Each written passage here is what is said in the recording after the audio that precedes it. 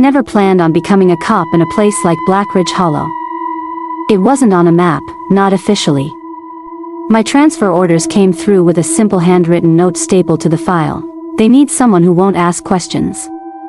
I should have run the moment I saw that, but a part of me, maybe the reckless part, maybe the desperate part, wanted a quiet job in a quiet town. Blackridge Hollow looked quiet on the outside, a few scattered houses, a diner that never seemed to close, and a rotating fog that hugged the roads like it was alive. But the moment I arrived, the atmosphere felt wrong. Not dangerous, just aware. I swear the trees leaned slightly as if watching me drive in. The townspeople greeted me politely, but there was something behind their eyes, fear, maybe, or resignation. My first night on duty was strangely silent, no calls, no traffic, not even a stray animal. But just past midnight, the air shifted. My radio crackled with static even though dispatch had already gone home. I heard someone breathing through the speaker, slow, heavy, deliberate. I checked the frequency. It wasn't any known channel. When I asked, "Hello? Who is this?" the breathing stopped. Then, in a faint whisper that crawled beneath my skin, someone said my name. That was my first night. And even now, after everything I've seen, I still wonder if the town was introducing itself, or warning me to leave before it was too late. The second night confirmed what I already felt. Blackridge Hollow wasn't just strange, it was responsive. Like it reacted to whoever entered its borders. At 1:18 a.m., every streetlight in town flickered at the exact same moment. Not randomly, perfect synchronization, like a heartbeat skipping. I stepped out of my patrol car, and the cold struck me with such force it felt like I'd stepped into another season. My breath fogged instantly, drifting upward instead of forward, like gravity was twisting itself. Then I heard a faint clicking noise echoing down the main road. Not footsteps. More like claws tapping on pavement. Steady. Sharp. Approaching. But when I shined my flashlight along the street, nothing was there. The clicking continued, louder, circling me though nothing visible moved. I radioed for backup, forgetting there wasn't any at this hour. The moment I pressed the button, the clicking stopped, and the radio answered with my own voice. "Backup is on the way," it said, mimicking my tone, my rhythm. But I hadn't said that. I dropped the radio, heart pounding. For 30 seconds, everything went silent. Then every door in every house on the street creaked open just an inch, as if the whole town was peering out at me.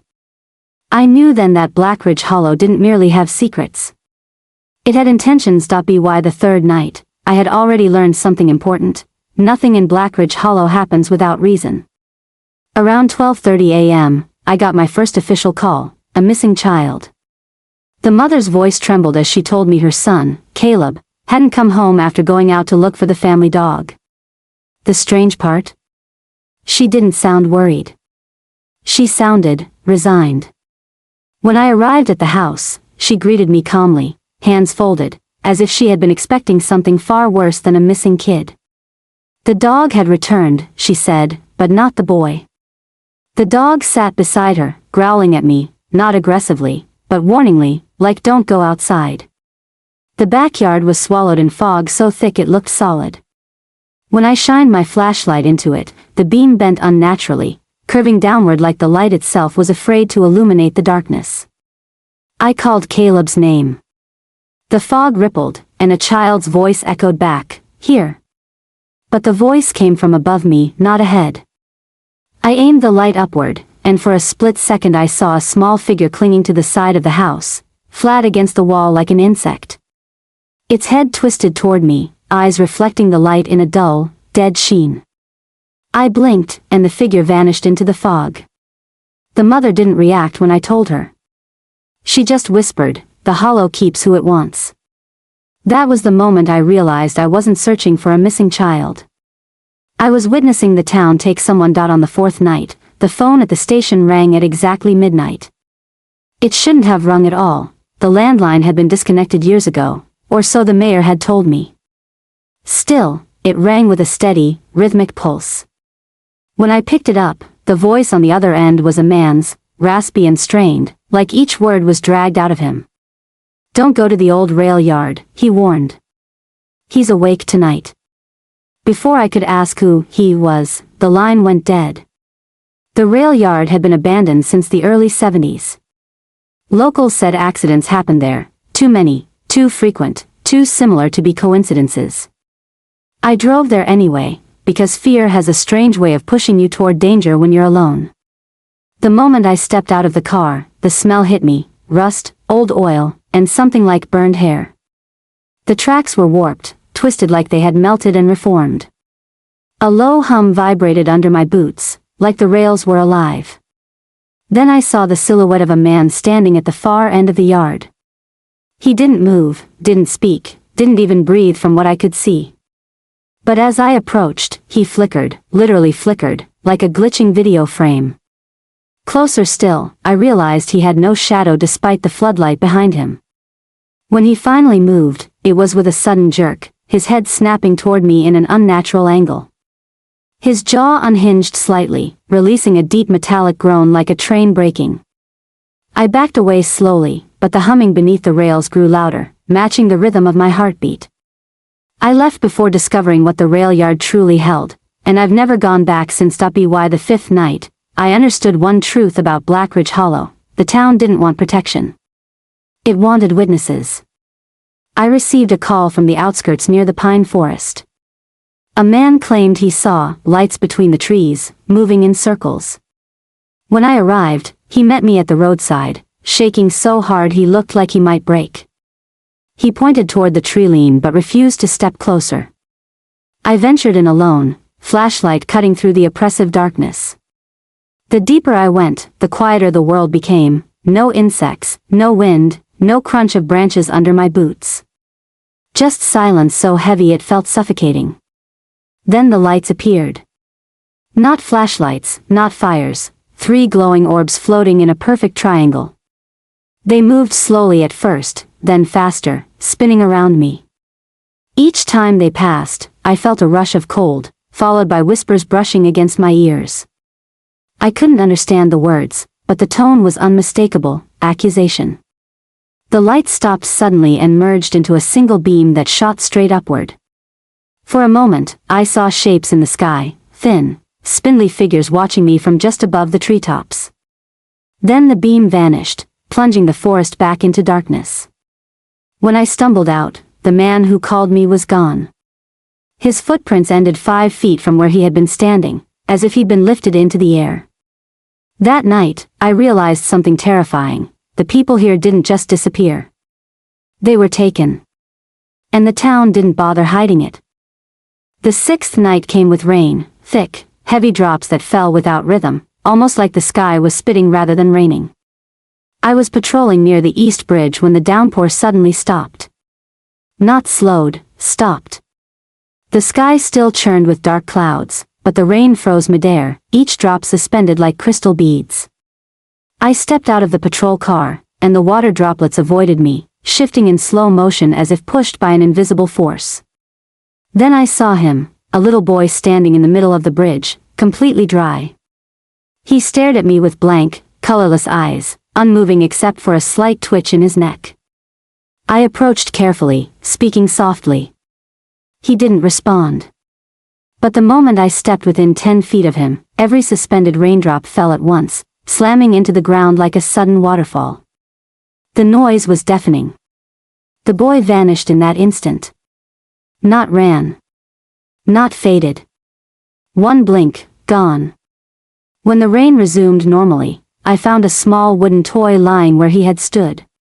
It was a hand-carved police car, identical to mine, with my badge number scratched into the bottom. I didn't pick it up. Some objects aren't meant to be touched, especially in this town.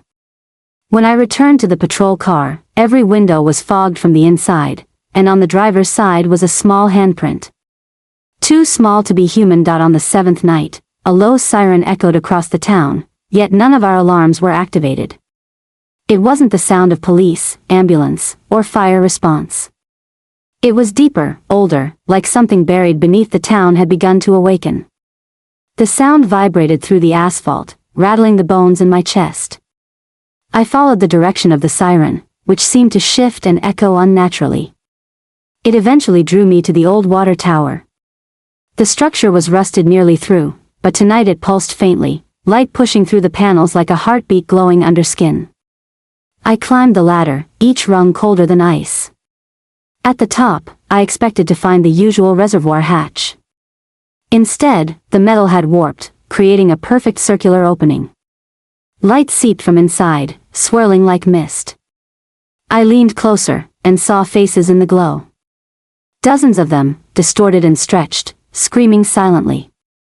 Their mouths opened wider than natural, eyes bulging with terror. One face pressed close to the surface, staring directly at me. I recognized it. It was the missing boy from the third night. His features twisted in agony as though begging me for help. I reached a hand toward the glow, but a sudden force blasted outward, knocking me off balance. I managed to cling to the ladder as the entire tower shuddered violently, the light abruptly snapping off. The faces vanished. The opening sealed itself like nothing had happened. But when I climbed down and looked at the tower's metal surface, I saw dozens of handprints pressed outward, each one the size of a child's. The eighth night brought something new, movement in the rooftops. Around 2 a.m., the power grid sputtered and died. Blackridge Hollow plunged into complete darkness. The silence was thick, suffocating. I stepped out of the car with only my flashlight, but I didn't get to use it. Something landed on the roof above me with a heavy thud. I froze. Another thud followed on a different building. Then another. Soon, the entire street echoed with the sound of something crawling, fast, chaotic, but too heavy to be any animal I knew. I finally turned on the flashlight and its beam caught a quick blur, a long limb, pale and jointed wrong, disappearing over a rooftop edge. A second blur scuttled across the street above me. I backed toward the patrol car, but before I could reach it, something dangled down from the roof, an arm. Thin, elongated, ending in fingers twice as long as mine. They twitched like they were testing the air. When my light hit it, the arm jerked upward like a puppet pulled by invisible strings. That was when I made the mistake of looking up. A figure clung to the side of the building, upside down, head turning nearly full circle until its gaze locked onto mine. It grinned with a mouth far too wide. The other creatures stopped moving suddenly, like they had noticed I had noticed. The entire street held its breath. And in the next instant, every creature vanished at once, scattering into the darkness above the rooftops. I never heard them land. By the ninth night, I accepted something fully. Blackridge Hollow didn't just host supernatural events, it orchestrated them. At around 3:14 a.m., a man staggered into the station, his shirt soaked in blood that wasn't his. His eyes were wide, unfocused, like he had witnessed something the human mind wasn't built to understand. Before I even asked what happened, he whispered, "They're coming behind me." I checked the doorway, nothing. But the air felt wrong, thickening with each breath. I sat the man down and tried to calm him, but he kept repeating one phrase, "Don't let them take my shadow." I assumed he was delirious, until I noticed something horrifying. Under the fluorescent lights, his shadow flickered. Not like a bad bulb. Like it was trying to separate from him. The shape beneath his feet twisted, stretching across the floor toward the exit. When I stepped between him and the shadow, it recoiled like a wounded animal. The man started screaming, the kind of scream that vibrates through bone. He begged me to help him, but before I could respond, the lights went out. In the pitch black, I heard a tearing sound, like fabric ripping. When the emergency lights came on, the man was still there. But his shadow wasn't. A dark silhouette stood in the far corner of the room, humanoid, tall, and completely detached from any source of light. It tilted its head at me, then dissolved into the floor like spilled ink. The man collapsed, unconscious. I carried him to the infirmary, but in the morning, he was gone.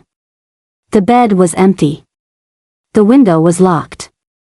Yet a new shadow lingered on the wall, one that didn't belong to anything in the room. The 10th night was the worst so far because it wasn't filled with monsters or lights or creatures, it was filled with people. Real people. The townsfolk gathered outside the station at exactly midnight. Men, women, even children, all standing silently in a perfect circle around the building. Their faces were blank, their posture stiff, their clothing soaking from a rain that hadn't fallen. I tried speaking to them, but none responded. They didn't blink. Didn't sway. Didn't breathe. They simply stared at the station doors. Then, all at once, they raised their arms and pointed at me. Not at the building, at me. Their fingers trembled slightly, as if resisting something. One woman managed to whisper, "We're sorry." Before I could ask why, her eyes rolled back, and her arm dropped. The others followed, collapsing one by one in perfect synchronization, like puppets whose strings had been cut. I rushed outside to check on them, but when I reached the nearest body, it dissolved into a pile of gray ash. One by one, every villager disintegrated until all that remained was a ring of ash circling the station. I felt a gust of wind, and the ash swirled around me, forming words in the air before scattering. The 11th night began strangely calm, which in Blackridge Hollow was never a good sign. Calm meant something was waiting. Around 1 a.m., I received a call from the abandoned elementary school near the northern woods.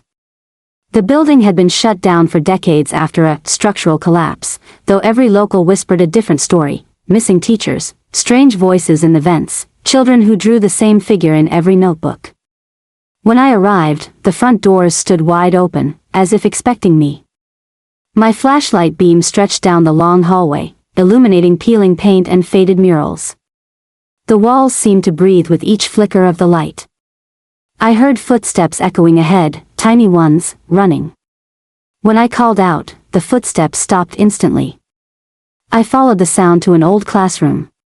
Inside, dusty desks were arranged neatly, except for one in the center. On it sat a small chalkboard with fresh writing: "Sit down, officer." The chalk was still rolling on the floor as if someone had just dropped it. I backed away slowly, but a soft giggle echoed behind me. Turning around, I saw the shadow of a child on the wall. Just the shadow, no child. The shadow lifted its arm and pointed at the desk. The classroom door slammed shut, trapping me inside. For a moment, the air went cold enough to burn my lungs. Then dozens of small shadows emerged on the walls, flickering like candle silhouettes. They moved closer, surrounding me. One whisper rose above the rest: "We saved you a seat." I shoved the door open with all my strength and ran out, not stopping until I reached the car. As I drove away, I saw the school lights flicker on one by one, though the building had no power. The shadows were still watching from the windows. The 12th night delivered a type of terror I didn't yet understand: silence that felt conscious. I was patrolling near the old quarry when the engine sputtered and died. All electronics in the car shut off instantly, leaving me in total darkness except for the moonlight brushing the rocky cliffs. I stepped out to check the engine, but before I even opened the hood, I heard a low hum behind me. Turning slowly, I saw a faint glow rising from the quarry pit. It grew brighter, revealing a tall figure in the center, humanoid but blurred, like it wasn't fully present in this reality. The figure lifted its arm, and the stones around it lifted too, floating weightlessly. The hum intensified, vibrating through my ribs. Suddenly, the figure split, splintering into multiple afterimages, each shifting like they were frames of a broken film. They narrowed toward me. The rocks hovering in the air began spinning, forming a slow spiral. I stumbled backward, but the ground beneath me shifted as if trying to pull me forward. The figure's afterimages merged into one, and it raised both arms. The moonlight dimmed, the stars blinked out, and the air felt like it was being vacuumed away. My vision blurred. I couldn't breathe. Then, as suddenly as it began, everything stopped. The figure vanished. The stones dropped. The stars reappeared. And the patrol car roared back to life. But as I drove away, gasping for air, I saw something in the rearview mirror that made my blood turn to ice: the figure standing on top of the cliff, watching me. This time, fully solid. On the 13th night, a dense fog swallowed the entire town, thicker than anything I'd seen before. The streets vanished into white walls of mist, and sound seemed to die the moment it came out of my mouth. I could barely see the front bumper of my patrol car. I slowed to a crawl, headlights barely cutting through. Then I saw a silhouette standing in the road, a woman, motionless. I stopped and stepped out, calling to her. She didn't respond. As I approached, her shape grew clearer. She wore an old-fashioned dress, soaked in fog, and her hair hung over her face. "Ma'am, are you all right?" I asked. She tilted her head slowly, and a whisper leaked through the mist, "You're walking into their mouths." Before I could react, more silhouettes appeared behind her. Dozens. All standing still, heads lowered. The fog thickened, twirling around them like smoke exhaled from unseen lungs. Then the woman raised her hand and pointed behind me. I turned, and the fog split open, revealing a massive, gaping void in the ground. It wasn't dirt or rock. It was something alive, a black maw stretching across the road, pulsing faintly. The silhouettes began drifting toward it, one by one, dissolving into the darkness as if willingly feeding themselves to it. I stumbled back, slipping on the wet pavement, barely catching myself before sliding in. The woman stepped closer, her face finally visible, and it wasn't human. Her skin was translucent, eyes black pits swirling with fog. She whispered, "Everything here hungers." The maw snapped shut. The silhouettes vanished. And the fog lifted in seconds, leaving the road perfectly clear, as if none of it ever happened. By the 14th night, the town had begun to feel smaller, like the borders were closing in. I noticed strange symbols carved into the telephone poles, circles intersected by jagged lines, almost ritualistic. They hadn't been there before. At 2:45 a.m., the ground trembled, a deep vibration that rattled the windows of every building. I drove toward the epicenter, which seemed to be the cemetery. Figures moved among the gravestones. At first I thought they were people, but their motions were jerky and unnatural, like marionettes manipulated by a child. When I entered the gate, the figures halted. Slowly, they turned toward me, revealing hollowed-out faces with clay-like skin stretched thin over their skulls. Their eyes were empty sockets filled with darkness. They opened their mouths in unison, releasing a low moan that vibrated the ground beneath my feet. Then the gravestones cracked open. Hands, rotting, skeletal, and wrong, reached up from the earth. The soil churned like something massive was moving beneath it. One of the hollow figures pointed at me, and the hands crawled toward me like spiders. I ran toward the gate, but the path twisted, stretching unnaturally long. The figures moved closer, limbs bending at impossible angles. The air thickened like glue, slowing me. I heard whispers rising from the cracked graves, voices begging, pleading, screaming. Just as the hands were about to reach me, the church bell rang. A sound so loud and pure it shattered the darkness. The figures froze. The hands retreated. The ground still. I stumbled out of the cemetery and collapsed next to my patrol car. When I looked back, everything was normal. No cracked graves. No figures. But the symbols on the poles now glowed faintly.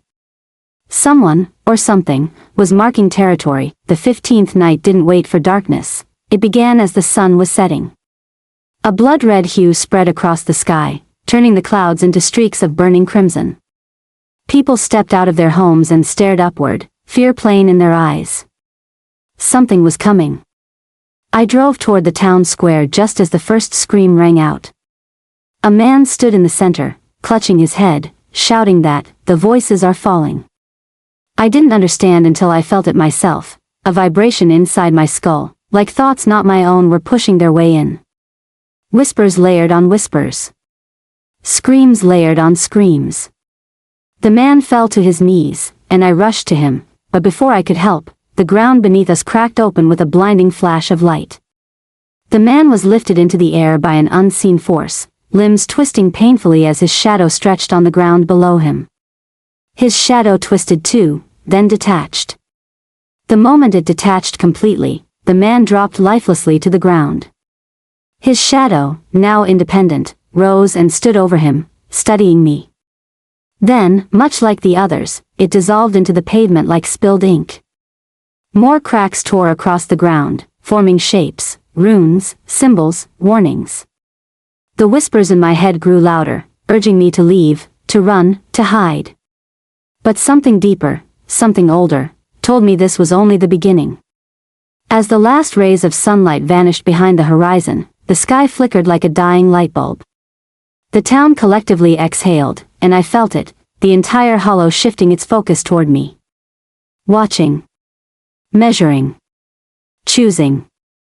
The 16th night brought with it a sense of pressure, like the sky itself had dropped lower. Even breathing felt heavier. I was patrolling near the western farmlands when the landscape changed in a way I still can't fully explain. The moon was unusually bright, casting long silver lines across the fields. As I drove, I noticed the crops swaying, but not from wind. They were moving rhythmically, in perfect unison, like thousands of arms waving in slow, controlled motions. The pattern grew faster, then slower, then faster again, like something beneath the earth was breathing in timed pulses.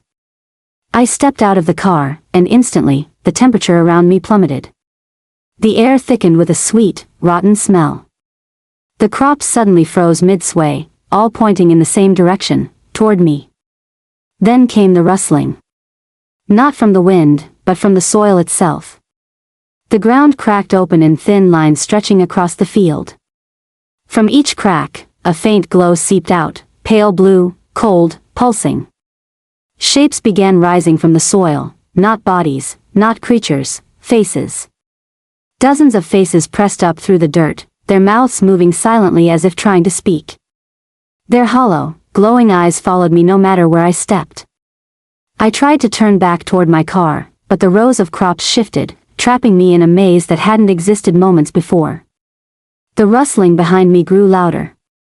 A tall figure made of tangled roots and soil emerged, towering over me with empty holes where eyes should have been. It extended a long arm, vines dripping from its fingertips. I sprinted blindly through the maze until the rows suddenly parted, releasing me onto the road. When I looked back, the field was still. Calm. Normal.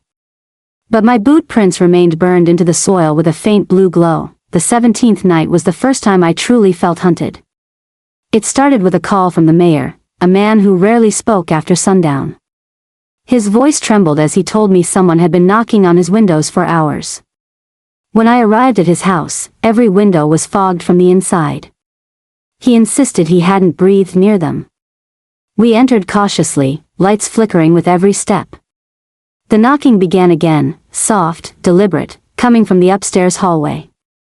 When we reached the top of the stairs, the knocking stopped. The hallway was empty. Then a faint tapping sounded behind us. We spun around. Another window, fogged and smeared with handprints, too many handprints. Small ones. Large ones. Some with too many fingers. The mayor whispered, "They only knock when they want something."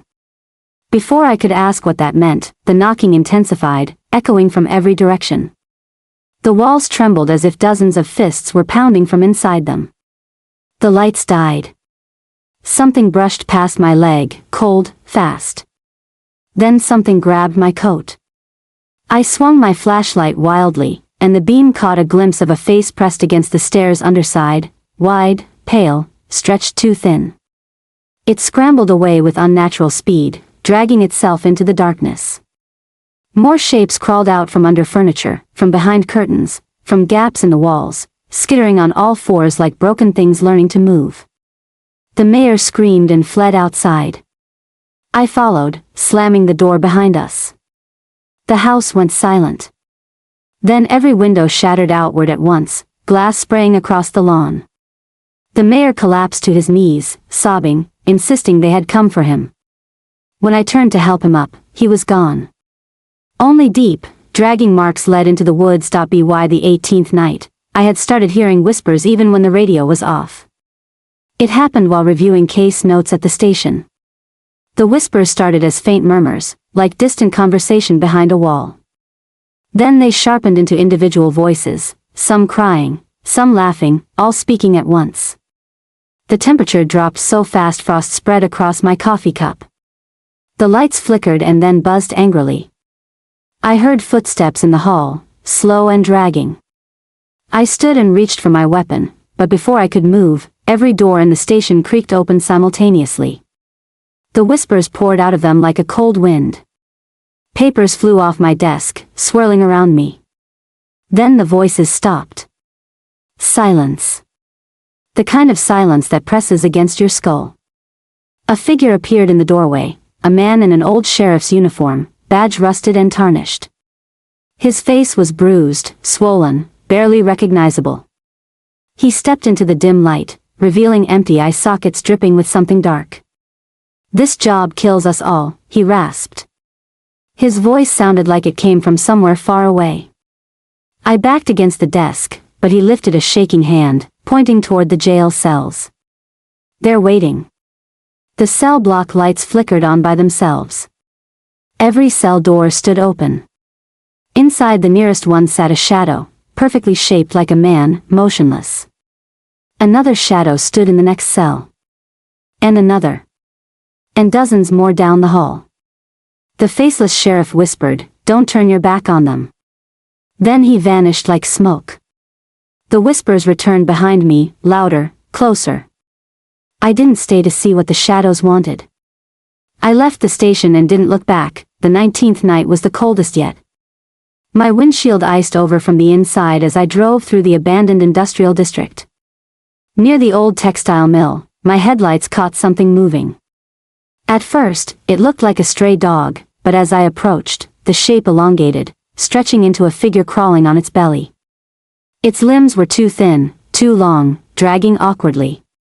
I stopped the car and stepped out cautiously. The creature stopped crawling and twisted its head around, completely around, to stare at me. Its face was human, but wrong. Stretched like melted wax. Its eyes were wide with fear, not aggression. It mouthed something repeatedly, but no sound came out. Then I heard footsteps behind me. Slow. Heavy. Deliberate. I turned and saw a tall man standing 20 feet away, wearing a dark coat covered in soot. His head and face were completely wrapped in black cloth. He didn't move, didn't speak. But the crawling creature immediately scrambled toward me, grabbing my boot with desperate, shaking hands. I tried pulling away, but its grip was like iron. It mouthed a single word, "Run." The cloth-wrapped man tilted his head, and the air around us warped, shimmering like heat waves. The creature at my feet began dissolving, its body breaking apart into ash. The ash crawled up my boot like fingers. I kicked free and sprinted back to the patrol car. As I started the engine, the man in the dark coat stepped forward. The cloth covering his face shifted from the inside, as if something underneath was pushing against it. I hit the gas. In the rearview mirror, I saw him lift his hand slowly, pointing at me as the ground around him cracked open. That night, I understood something terrifying. The 20th night broke something inside me. I wasn't sure if I was dreaming, hallucinating, or simply losing my sanity. It began when the town's sirens erupted at 3:03 a.m., every alarm blaring at once. Fire, ambulance, police, everything screamed in perfect synchronization. But the power grid was down. Nothing should have been functioning. I raced toward the station as the sound grew louder, almost unbearable. When I arrived, the building vibrated as if alive. The sirens weren't coming from speakers, they were coming from the walls themselves. I pushed through the doors, and the interior was completely changed. The hallways were longer, stretching into darkness where rooms should have been. The walls pulsed faintly, like they had veins. I heard footsteps, so many footsteps, coming from every direction. Then the lights exploded, showering sparks. The glow of the emergency exit sign revealed dozens of figures approaching, thin, white, eyeless, moving in jerky unison. I ran down a hallway that hadn't existed before, turning corner after corner, but the layout kept shifting. Rooms appeared and disappeared. Doors sealed and reopened. The building trapped me in its own body. The sirens changed pitch, turning into deep, distorted moans. The figures drew closer, arms outstretched. I burst into the evidence room, but instead of shelves, I found a massive spiral painted on the floor. The paint glowed, bright and pulsing. Suddenly, every siren stopped at once. The silence was deafening. The glowing spiral expanded like a living thing, rising off the floor. A whisper, collective, layered, ancient, spoke from nowhere and everywhere. On the 21st night, the sky itself turned against me. I was driving along Ravenwood Path, a narrow road lined with dead trees that clawed at the air like skeletal fingers. The GPS in my patrol car went insane, rerouting, glitching, then finally showing a single word on the screen: run. I slammed the brakes, but the moment the car stopped, the world outside darkened unnaturally fast. Clouds churned overhead, forming a spiral directly above my vehicle. Lightning flashed, but it wasn't white. It was red. The ground vibrated as if something massive was burrowing beneath it. I stepped out slowly, flashlight trembling in my hand. The trees around me bent inward, forming a tight circle. Their roots slithered across the dirt, weaving like serpents. A low growl rose from the ground, not animal, not human. Something else. A crack split open in the road, glowing with a faint crimson light. From within, a figure began to rise. Thin. Tall. Featureless. Its body made of swirling black smoke, but its eyes burned like two small embers. It tilted its head, studying me as though deciding whether I was prey. I raised my weapon, but the creature simply stepped back into the crack, vanishing as the ground sealed behind it. The trees straightened. The sky cleared. My car started on its own. Everything went back to normal, except for one thing. When I later reviewed the dashcam footage, the camera had captured the figure far more clearly than I remembered. And on the recording, it whispered my name. The 22nd night was the first time I truly felt hunted. I was checking the northern woods after reports of strange chanting. The deeper I went, the colder it became. My breath fogged in the air, even though the night was warm. Soon, I began to hear it too, a rhythmic whispering that echoed from everywhere and nowhere at once. Not English. Not any language I knew.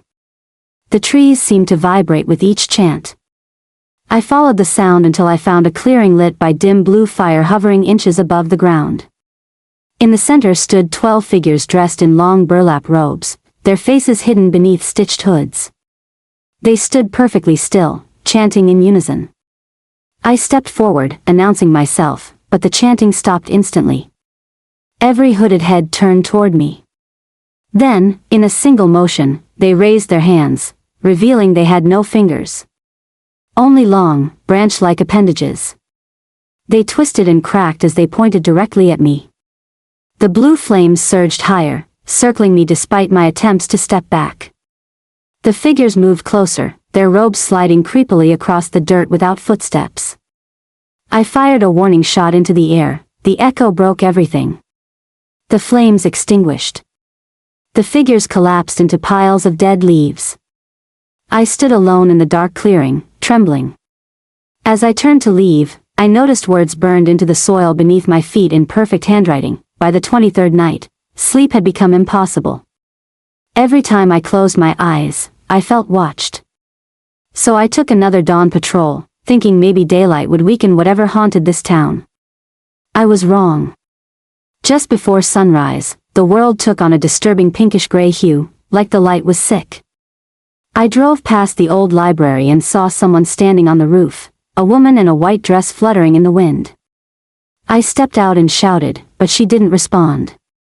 She simply stepped forward, and floated down, descending slowly like gravity had forgotten her. Her feet never touched the ground. Instead, she hovered inches above the sidewalk, watching me with hollow eyes. I tried approaching, but my legs froze. A force, cold, heavy, paralyzing, held me in place. The woman opened her mouth slowly. Too slowly. Her jaw stretched far beyond human limits, until it hung open in a gaping void. A deep, echoing hum poured from her, vibrating the glass in nearby windows. She pointed at me with a shaking hand, and her voice, layered, distorted, spoke a single word. The 24th night changed everything. I was reviewing old case files when I heard footsteps in the hallway, soft, deliberate. I assumed it was another officer, but the station was empty. The footsteps stopped outside my office door. Slowly, the door creaked open. No one stood there. Instead, a child's voice whispered, "Come play with us." Every hair on my neck rose.